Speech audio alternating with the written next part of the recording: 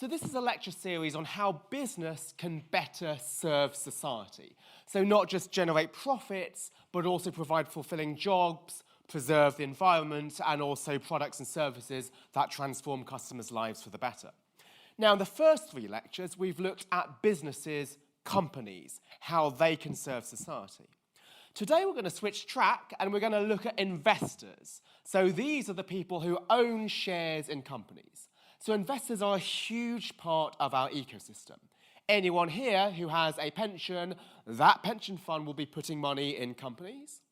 Even if you were to buy insurance, like home insurance or travel insurance, they will take their money and invest it in companies, and hopefully those profits from those companies will allow the insurance policy to pay out. And many of us in this room will invest in mutual funds like Fidelity or Legal & General, and they will take our money and put them in companies. So what we're going to look at today is how investors can do what I'm calling stewardship, improve the value of the companies that they put your money into. So I'd like to start by taking you back over 2 decades, back to 1995. Now, if you're an American, the one place that everybody wanted to put their money was one of Fidelity's funds called the Value Fund. Over the past 5 years, it comfortably outstripped its peers, and as a result, loads of people wanted in and wanted to buy that fund. So $5 billion of money was put into the Fidelity Value Fund. Now that might seem to be great news if you were Jeff Ubben, Fidelity's fund manager. Right? The bigger the fund, the more fees that you can bring in, and also you could hire the greatest analysts to work for your fund because they want to work for the market leader. But actually for Jeff, that was a problem, having such a big fund. Right, because you've got loads of money to invest. You can't put that all in one company because you don't want all of your eggs in one basket. So instead, you'd have to split your money across many, many different companies. And Jeff said in an interview that when the fund became big, he had to invest 120 companies. Now, if you're owning 120 companies, you have no idea as to what's going on in every company. You're not able to devote the time and the resources to make sure that each company performs well because you're spread too thinly. It's like being part of 120 sports clubs or 120 hobbies and societies. You don't have enough time to focus on one. So what did Jeff do? He left Fidelity, this fund where he was a superstar, and instead he set up his own fund, which was called Value Act Capital. And this is a special type of fund. It's called an activist hedge fund. Now this is one of the most controversial types of fund out there. The word hedge fund immediately has negative connotations. People think hedge funds are evil. They try to make profits from companies. And how do they do that? They pay workers less. They might fire workers. They might demand share buybacks. They might cut investment. So activist hedge funds are seen as evil. And if you have that starting point, you might actually wonder, why am I giving a talk on the role of investors? Aren't investors the enemy? And indeed, there are proposals from the Labour Party here in the UK and Senator Elizabeth Warren in the US to actually reduce investors' power over companies and actually have workers be in charge, have board seats. And that's something we can see in other countries, particularly in Europe, say in Germany and in Sweden. So this idea that investors, they actually have too much control over a company, make it focus too much on profits, is something that we're going to take really seriously. But what I'm going to show you is that these supposedly evil activist hedge funds might actually create value, not just profits for themselves, but value for wider society. And let me tie up with an example with a real-life company which hopefully all of you have heard of. I'm going to look at Adobe, the well-known software company. Now, Adobe was started in 1982, and it was started because it developed something called Adobe PostScript. So PostScript was a way of having lots of different fonts displayed, and also just graphical objects. Now things like smiley faces are really easy, but back then in 1982, a computer did not know how to print them. And in 1987, PostScript became the first computer printing standard. That was a jewel in its crown, but there was more and there was better to come. 6 years later, in 1993, Adobe launched PDF, which we all use now. That's the portable document format that allows us to convert any file, regardless of whether it's a Word document, a presentation, a photo, a spreadsheet, into a single format for easy sharing. And perhaps its crowning moment was 2005, when Adobe bought Macromedia, which includes things like Dreamweaver, a way to create your own website.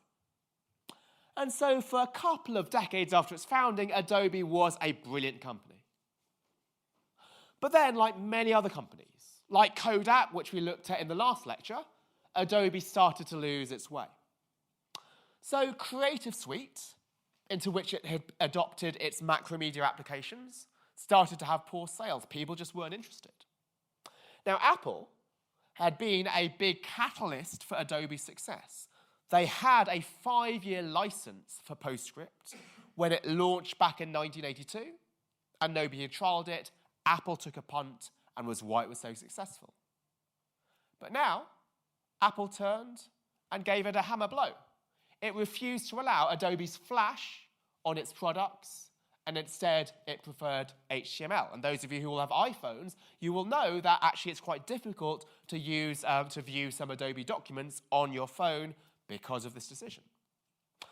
And also Adobe, they kept designing software for computers, but they didn't realize that people were now moving to iPhones and iPads and Android devices. It focused too much on the desktop. Just like we looked at last time, Kodak focused too much on film when people were now doing digital cameras. And this was really bad. This was bad for profits. Adobe wasn't selling much. But the whole point of this lecture is we don't just care about profits, we care about wider society. Adobe had to fire 2,000 workers across a 3-year period. So what happened? Well, what happened with Kodak was nothing. No investors came in, nobody did anything about Kodak, and that's why Kodak went bankrupt in 2012. But with Adobe, things were different. Why? Because of the activist hedge fund Value Act. What does the name Value Act mean? We're going to act, and we're going to act to create value. We're not just going to sit back passively, we're going to try to turn around this company. So late 2011, Value Act bought a 5% stake in the firm. And the following year, Adobe decided to appoint one of Value Act's partners, Kelly Barlow, to join the Adobe board. And we often think about these activist hedge funds going after short-term profit, but that's not what Jeff Ubben said. He said, I don't need the quick hit. You can't just keep throwing stuff at the wall. You need to get in there, get the information. He wanted to understand the business, not just the profits. He wanted to understand the workers, the culture, and work on a long-term plan that is going to be sustainable. And so what they did is they moved away from Flash. And that's why it was so important to have an outside perspective. Right, Adobe had bought Flash, and so without the outside perspective, they were probably protective of it. They probably didn't want to abandon it because it was their baby that they bought. But Value Act wasn't part of this. That was an independent perspective. They came in and they said, well, this thing that you bought, actually, it's no longer good for you. Just get rid of it. Instead of seeing HTML as the enemy, they embraced it and moved towards it. And in fact, they also changed the way they sell their products. It used to be you paid a few $100s to buy, say, Adobe, one of the Adobe products like PDF or Professional. Now, there was a subscription. You just pay them a little amount every month. And why is that good? Well, those of you who were here in lecture 2, right, you remember that you want long-term pay schemes. If you sell something one time for $500, you as an engineer, you had to make pretty sure that you had a product that would sell and hit immediately and generate that revenue. Even in the long term, if that product wasn't successful, you didn't care so much because you'd made the sale. But for a subscription-based model, where you're paying every month or every year, you need to make sure that that product demoed well, but also continued to do well for the long term. So this allowed engineers to think about what products would be good for the long term, not just create that big hit and that big sale. So what happened after Adobe made all of these changes based on what Value Act was suggesting? Well, this is what happened to the share price. So in blue, you could see what was happening before Value Act came in and before Kelly got a seat on the board. And afterwards, the stock price tripled over the next couple of years. What the orange line shows you is how the rest of the IT firms did. So it wasn't that just the IT industry performed well. Adobe performed much better than the rest of its peers. And interestingly, Value Act sold out around 2016. Now, the popular press argues that hedge funds come in, make a quick buck, sell out, and then the company just plummets. But actually what we can see was that Adobe did even better after Value Act left. So it wasn't that they were just putting in some quick hits, they were putting in some changes with long-term sustainable value. Now that's just the stock price. Right, the whole point of this lecture series is we care about more than just that. What about the rest of society? Well, did customers benefit? And one way of measuring whether customers benefited was, were they willing to pay for Adobe's products? Were they integrated with mobile? Were they ones which were effective? And yeah, we saw revenues nearly double from 4 billion to 7 billion. What about workers? Right, successful companies, they create jobs. So the same company which were firing 2,000 workers over the past few years nearly doubled their headcount from 10,000 to 18,000.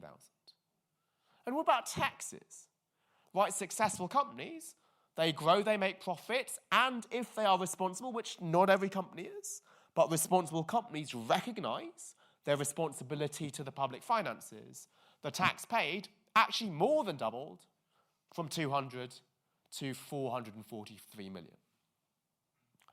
And I think this is a really important example of the role that investors can play for creating a better society for everybody.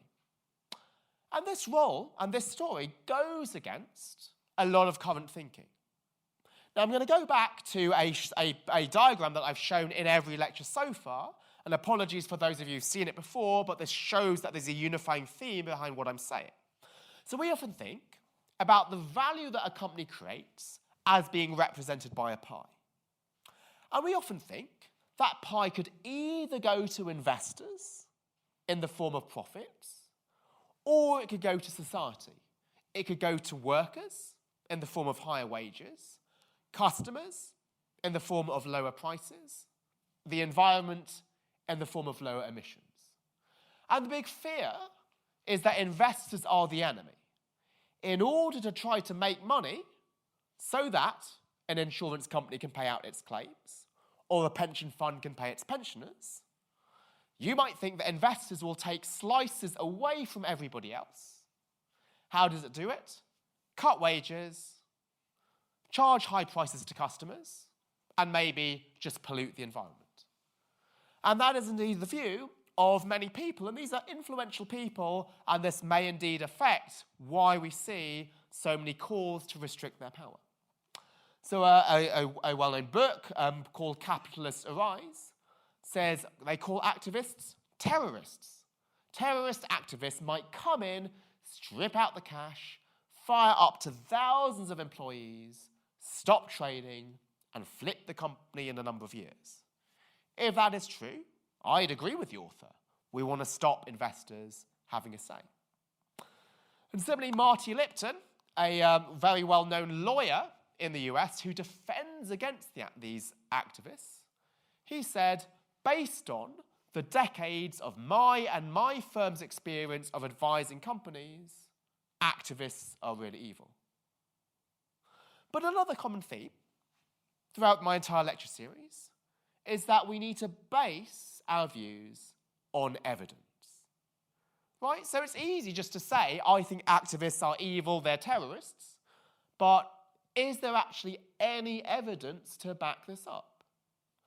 And if you're Marty Lipton, if you're being paid millions of dollars by companies defending you from activists, right, it's in your interest to say that activists are evil.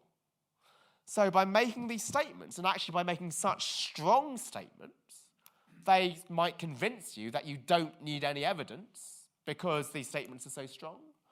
But the goal of what I'm trying to do in every lecture series is to look at, are these things actually true? And what the Adobe story suggests is actually not the pie splitting mentality, but what I've always called the pie growing mentality.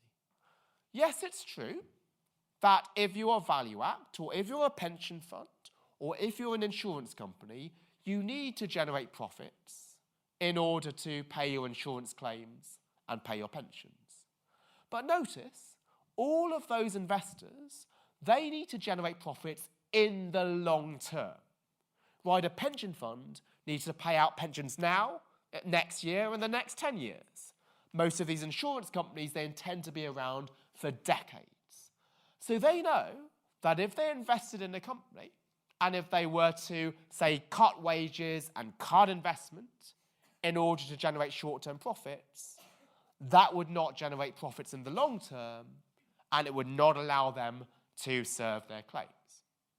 So instead, what they recognise is that the way to actually make more profits, make this blue bit bigger, is not by taking a slice away from somebody else, which we saw on this slide, but actually to grow the pie, to create value by making the company better. And that's what they did. They made Adobe better by allowing it to generate better products, to move to a better subscription model, and also move to HTML. That's something that made them a lot of money, but it also made society better off. So we often worry about investors. We'll say, oh, this investor made $1 billion, as if that's a bad thing. But again, what we want to look at is this something which was at the expense of society? Did they make their money by cutting wages? Or was this a byproduct of creating an excellent company? Now, what I've shown you is not actually evidence. I've just given you one story. I've told you the story of Adobe. And how do you know that I'm not just somebody who's a big defender of hedge funds? I looked at every single company out there, and Adobe was the best example that I could find you. There might be many, many other stories where hedge funds actually destroyed value. So maybe Marty Lipton is right. And we live in a world of TED Talks and books where you often will tell one compelling story and try to pretend that that's what's always true. So I hope that nobody here will be convinced by the Adobe story that I've shown you. I only gave that as an example, but instead what I want to do for the next 5 minutes is to look at what happens on average. Just like in all my other 3 lectures, what I want to look at is take hundreds of companies where hedge funds came in. What happened? Did profits go up? And if they did, was this at the expense of workers, or was this actually benefiting them as well? So there's a series of really good studies by Professor Alon Brav, he's at Duke, and Wei Jiang, she's at the Columbia University, and their various co-authors, where they look at what happens when a hedge fund activist comes in. Now, the first study showed that the stock price increases by 7% immediately. But we don't care about what happens immediately. We care about what happens in the long term. But then they also found that this doesn't reverse in the long term, it stays high. And actually, after the hedge fund sells out, the stock price keeps going up and up and up. So what we saw in Adobe was not one isolated case, that seems to be generally true. Now, if the stock price goes up, we don't know why this is. maybe it's because they're able to get some tax dodging in there and save some taxes. So they actually tried to look at why did the company perform better. And they actually showed that profitability went up, so the companies were actually making more profits rather than just paying fewer taxes. But if they were making more profits, how is that? Are they developing better products, or are they just paying their workers less? So what their next paper did is they actually got special data, which is known as census data in the US, which was the data on every individual factory that these companies ran, or every particular shop if you're a retail company. They went factory by factory and shop by shop, and they found that actually productivity went up. What do we mean by productivity? Is that holding constant the number of workers and not even changing the number of machines that you have, they were able to get more with then less, with more with the same.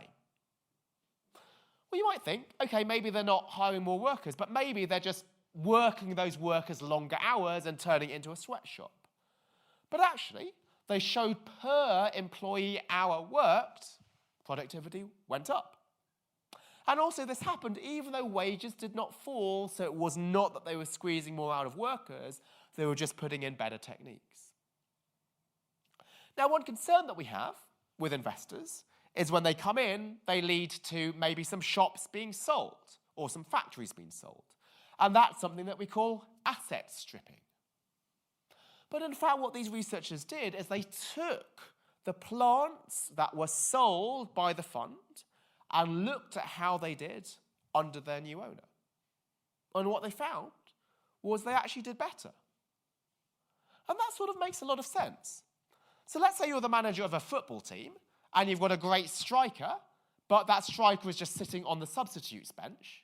Why? Because you've got two better strikers who are making it into the first team. Do you want to let that striker just sit idle and not get any practice? No. You'll probably sell him to another team. And that sale is not known as asset stripping. That's seen as efficient because you don't want a talented player doing nothing. And similarly, here, it might be that a company owns a particular plant and is not able to get much out of it, maybe because it's no longer part of the core business. Actually, in those cases, it's better to sell it to somebody else who could do better with it. And in these things, rather than just giving you words, I like to give you pictures because a picture tells you 1,000 words. So what we're going to look at is what happens when a factory or a shop is taken over by a hedge fund. So here, what is called the event year, that's the time the hedge fund comes in. Now, what we can see is that in the 3 years before, productivity compared to the rest of the industry goes down and down and down. And after the hedge fund comes in, productivity comes up. Why? Because the investor is now taking some action and is now trying to make sure that the actual productivity is using the best processes. But you might be skeptical. You might think, isn't this natural, right? You underperform, and then you just bounce back afterwards. Maybe that would have happened anyway. Even if the hedge fund hadn't come in, right, it would have bounced back. Maybe it just came in because it overreacted to the underperformance, came in prematurely, and the bounce back would have happened anyway. So I think this picture is really convincing. So what that picture does is it looks at two plants which both underperformed to the same degree. The blue one and the red one. Now the difference here is that the blue plant was underperforming and the hedge fund came in. The red plant was an equally underperforming plant in the same industry and of the same size, but the hedge fund did not come in. It's just a matched comparable. And what's interesting is that we see the rebound for the blue plants where the investor came in, but we don't see the rebound for the red plants where there was no investor. So this wasn't a bounce back that would have happened anyway. Had the investor not come in, you'd have stayed underperforming, just like with Kodak, as we saw in the last lecture. Instead, by coming in and providing an independent perspective, we saw this as improvement, good for profits, and good for society. Okay, last slide on these studies. What they also looked at was what happens with investment, because that is something which creates value for wider society. Now, what they found was that spending on IT went up, which is probably why there was greater productivity. They were using the better techniques. Now, here is something which seems to be on the other side. Research and development, how much money they put into new products, that falls. And that is what everybody's fear is. When investors come in, they cut investment. Why? Because they want to make money now. But what was really interesting is even though the amount they spent went down, the actual number of patents that they produced went up. And actually, the patents end up being higher quality. So that's really interesting. What they found was these investors were able to get more with less. Well, it takes no skill just to spend money. Anybody can spend money without thinking about where to spend it. But what the hedge fund came in, what it did when it came in, was it made sure that it spent money in the right ways. And if you'll forgive me for using another football analogy, in 2015 and 2016, let's take Manchester City and let's take Leicester City. Manchester City invested more. They spent more on players. So under traditional measures on investment, they were the better investor. They spent more money. Leicester City, however, spent better. Why? Because they won the Premier League. Despite spending so little money, they got a lot out of it because they spent in the right ways. And I think this is really important because if anybody looks at what happens when an investor comes in and they see these things like maybe investment falling, they might see you selling some plants or some shops, people might say this is asset stripping, this is bad. But in fact, if what they're doing is they're reallocating the limited funds to the best uses, that might be actually creating higher value. Okay, so let me just give the takeaways of all of that research. What do we take away from this? And what do you, some of you I know are investors here, or some of you just might be just generally interested in business. Some of you will vote for parties based on what they're going to do in terms of regulating the investment industry. What this suggests is that investors are not the enemy. It's not that we have a fixed pie and investors are going to try and take slices away from the pie at the expense of everybody else. In most cases, they're allies with the firms in growing the pie and in creating more value for society. Now, how the general public views investors is as the enemy, right? We think of the heroes in business as being entrepreneurs and founders. We think of somebody like Richard Branson, created great ideas, or Reid Hoffman, who created LinkedIn, or Evan Spiegel, who created Snap. Those are the people with huge visions. We don't think much about the venture capital firms like Sequoia, which put their money into these small fledgling businesses. We typically think, well, they just got lucky. They got lucky on the back of somebody else's idea. And also we often think that the entrepreneurs like Branson or Zuckerberg or Spiegel, they have the vision and investors just rein them in and say, well, okay, you've got these great ideas, but we need some money. But that's not the bad thing, though. Right? A car has an accelerator pedal, but it has a brake pedal. And actually, knowing that you have a brake pedal means that you can go faster because when you need to then turn left, you know that you can suddenly slow down. If you didn't have the brake pedal, you'd only be able to go at 15 miles per hour, right? Because if you needed to turn, there would be nothing to stop you. And that's indeed the great combination that we have with investors and entrepreneurs. Well, it may well be that entrepreneurs are able to think about many, many ideas. Some of them are crazy ideas.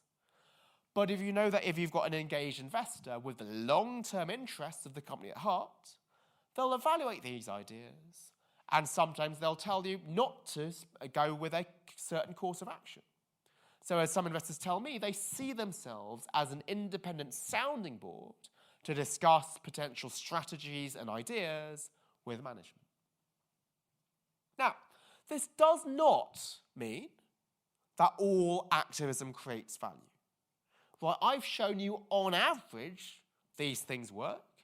It doesn't mean that they work in every case. So this doesn't mean that if you're an executive of a company, anything an investor tells you must be good and you must listen to her. But what it does mean is that it's a shift in thinking. These people are not the enemy. In many cases, they are allies of you. So I'm going to bring this back to the overall topic of today's fourth lecture, which is stewardship. So what is stewardship? If you're taking the Merriam Dictionary, stewardship is the responsible management of what is being entrusted to you. So if you're the Fidelity Fund, what is entrusted to you is a household may just give you their money. They're saving their money with you for funding their children's education or their retirement. But what I'm trying to stress here is the only way that you can manage money responsibly for the family that's given their money to you is if you use that money to try to improve the performance of the companies that you hold. Again, repeat this. A family gives their money to Fidelity. Fidelity then buys shares, let's say in Adobe.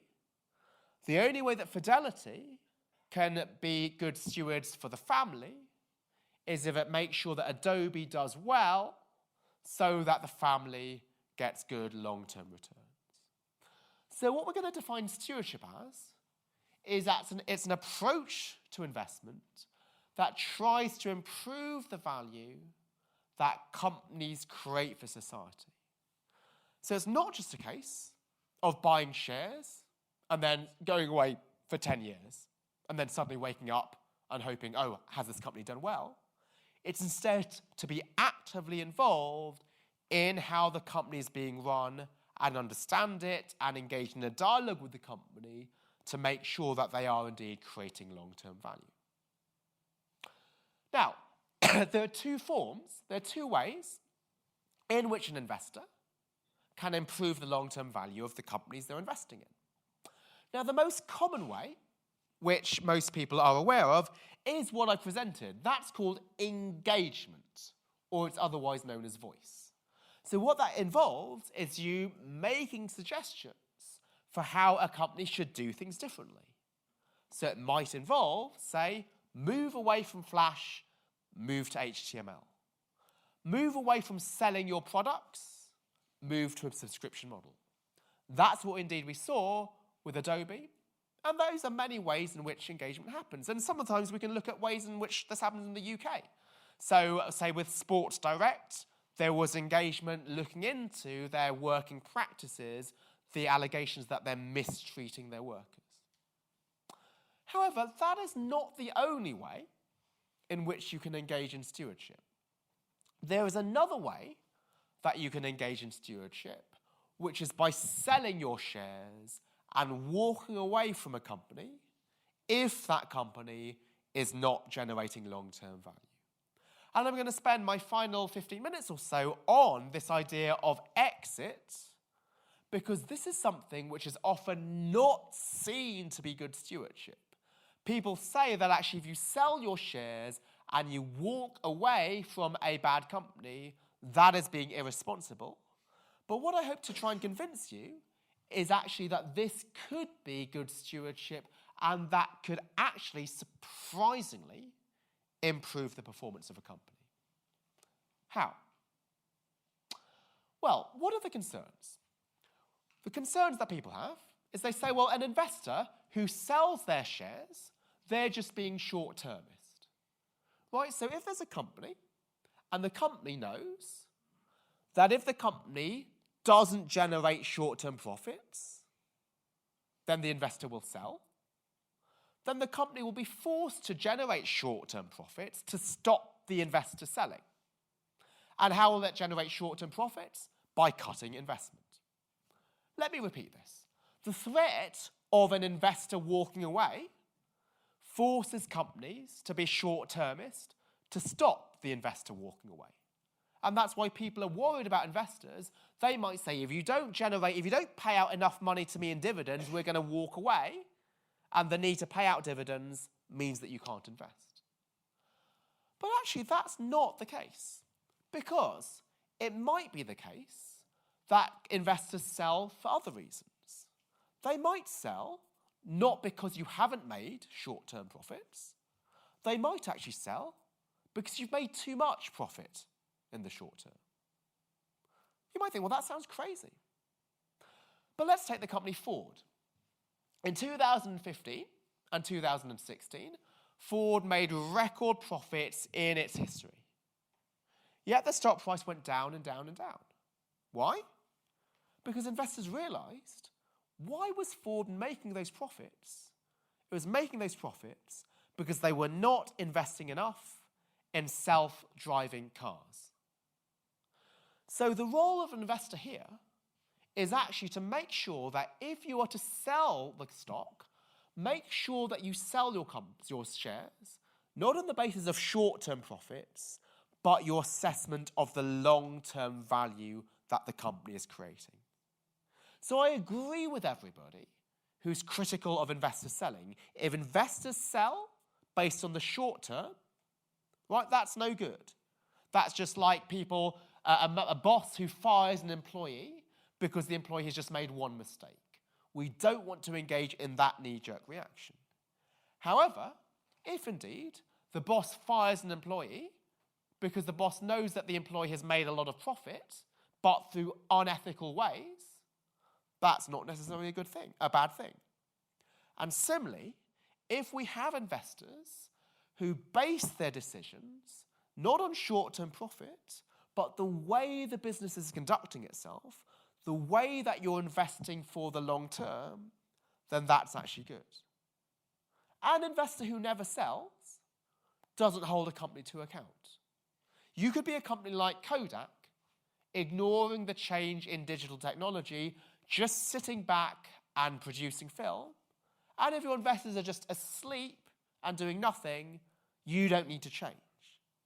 But if you have investors who say to you, we won't sell if you don't hit your short-term profit targets, but we will sell if we see you failing to change the diversity of your workforce, or invest in your workers, or reduce your carbon emissions, that's something that keeps you on your toes, and that is what I'm going to call good selling.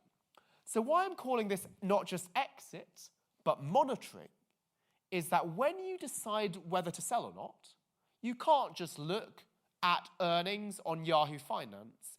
You need to monitor the firm, truly understand the company. What are they doing in terms of climate change? What are they doing in terms of investing in their employees' mental and physical wellness? What are they doing to promote a diverse environment where everybody feels safe? And those are the dimensions that we want to look at. So this is why I have a quite different view of selling than most of the industry.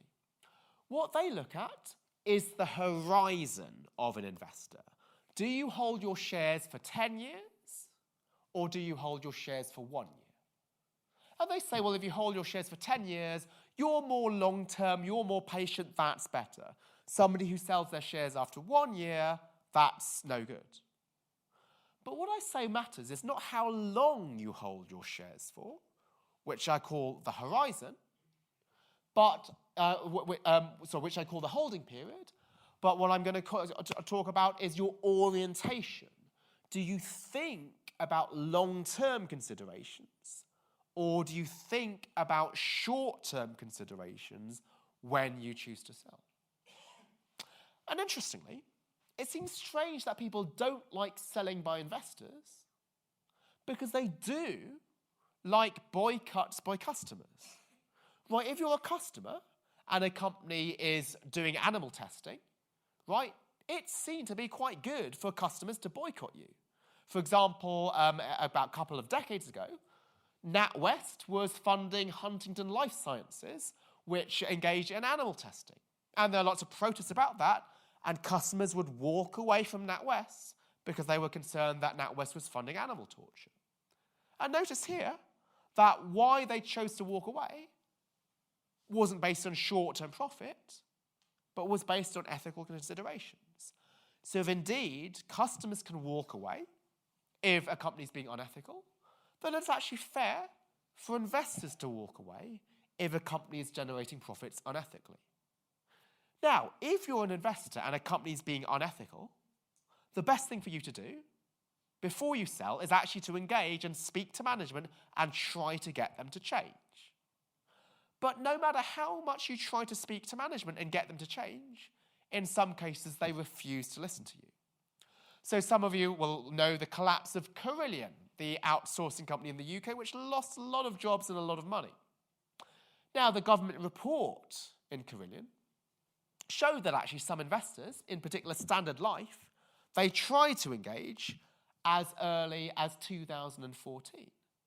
But the board just refused to listen to Standard Life's concerns. Standard Life tried and tried and tried, nothing would change. So Standard Life chose to walk away, and that saved their own investors millions of pounds. So what we want to do is we want to try and stop thinking about this idea that we don't want investors never to sell. Instead, what we want to make sure is we want to make sure that they sell for the right reasons. And how are we going to do that? Well, I'm going to get to that in a couple of slides' time. But before I get to that, I want to provide some evidence for what I've just said. So before I get to the evidence, just one more point on, actually, let me get to the evidence actually straight away, just so that I have enough time for questions. So is it indeed true that selling your shares could be good for a company's long-term value? Now, right now, there's a big concern about people selling their shares too much, and that's why in the European Union, they're having a tax on selling. But notice that these concerns are not new. If you go back 25 years ago, there was a big concern back then that in America and the UK, people were selling their shares too much, and we wanted to adopt the Japanese model, where nobody ever sold anything. Now, what we've seen in the intervening 25 years is the Japanese economy has not been the success story that everybody said. Now, that could clearly be for many reasons, not just the fact that it's difficult to sell shares, but that at least is consistent with the fact that this idea of selling, if it's for the right reasons, might actually be good for company value. But the big question is the selling for the right reasons?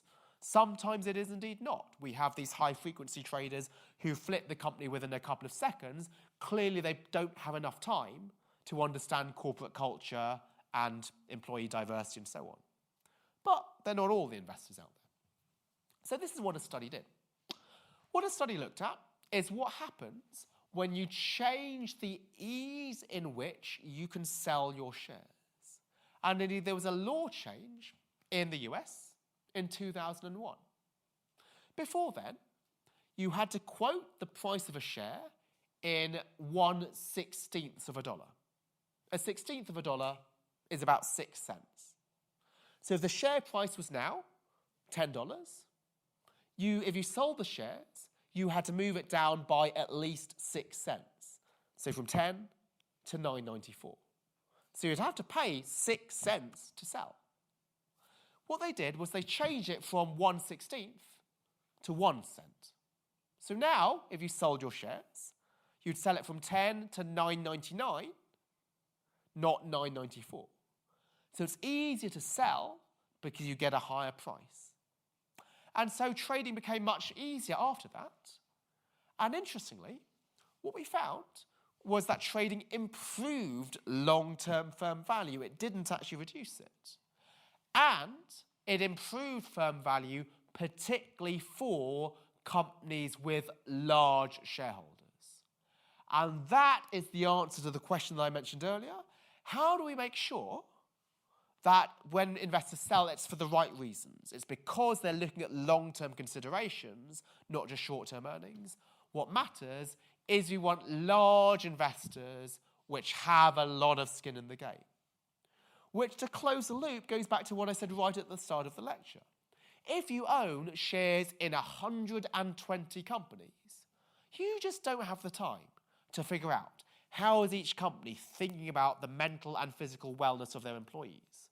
You can't look at anything beyond short-term earnings. But Value Act, they held 10 to 15 companies. There's other portfolio managers I know have been at these lectures in the past who own 30 companies. And they take a deep interest in every single company that they own. So rather than wanting investors never to sell and creating long-term investors, I think what we need is we want large investors. If you've got skin in the game, then you've got a lot of incentive to understand what the company is doing far beyond short-term earnings. And so my final slide before questions is, what are we going to do about this? Right, a lot of talking, a lot of evidence, some stories. How are we going to change the way that investors practice stewardship? I do think things should be changed. Now, many people will argue the way that we should change things is stop investors having control completely and have workers make all of those decisions. But what I'm suggesting is, well, that's not supported by the evidence. The right investors do create value for themselves and for society. But it's only the right investors. Not every investor acts the way as Value Act. So how can we make sure that investors are these responsible stewards? First, as I think an investor needs to define their stewardship policy. In my first lecture, I said that a company should define its purpose. So for a pharmaceuticals company, it might be to make drugs to transform people's lives. For a toy company, it might be to make toys that educate and entertain children. And similarly for an investor, there might be certain investors who actually think, well, the way in which we're going to engage and improve company performance is we're going to focus on workers. We're going to make sure that these companies invest in mental and physical wellness and diversity and human capital development. Other investors, they might be good at capital allocation, or they might be good particularly at sort of technological intensive companies. And there might be companies who try to engage through voting. But different companies practice stewardship in different ways. They need to define what are the ways in which they will be partnering with companies to improve long-term value. Then, once you've said what you want to do, you actually got to do it. And so how are we going to make sure that you do this? Well, I think one important thing is to make sure that you have large stakes in every company that you own. It's no use holding 120 companies, but 30 to 40, you may well indeed have a hope of understanding the company's business model deeply. Won't go through every point because I want time for Q&A, but another is the incentives. So if you're a fund manager and you're paid according to your performance at the end of the year or at the end of 3 months, you don't want to bother turning around a company because that takes many, many years. But instead, if fund managers are paid according to, say, maybe 5 years' performance, or they're forced to hold stakes in their fund, which they can't sell for 5 years, then the horizon is different. And finally, it's useful just to communicate your stewardship outcomes, is that you want to report not just on your financial performance, but actually on things that you've done in terms of engaging with a company, maybe to change their business model or to change their carbon footprint. These are things which I think are just important to society as the returns that they generate. And interestingly, when you think about the stewardship policy, you should also have a policy on when you will sell shares. At the moment, investors don't have that policy. So you do indeed have many investors who sell their shares just because they perform badly in the short term and they're trigger happy. But if you instead say, I've got a policy that when I sell my shares, I will never do this on the basis of a short-term reaction to low profits, but I'm going to do this only if the company is not investing for the long term. That is a powerful statement. And then you've got to do it and you've got to back it up. And then it may well be that after the fact, for every company that you ended up selling, you have to justify to your own investors, was this in accordance with my policy, to make sure that you're indeed practicing what you preach? which is to make sure you make these evaluations on a long-term perspective. Okay, that's all that I have for you. And as usual, I'd be really happy to hear questions. And as I say in every lecture, please do feel free to challenge me. So I only give one view on this topic. There's many other people who have different views. So if there's something that you disagree with or you didn't fully understand, please do challenge me. But let's have 10 minutes of questions.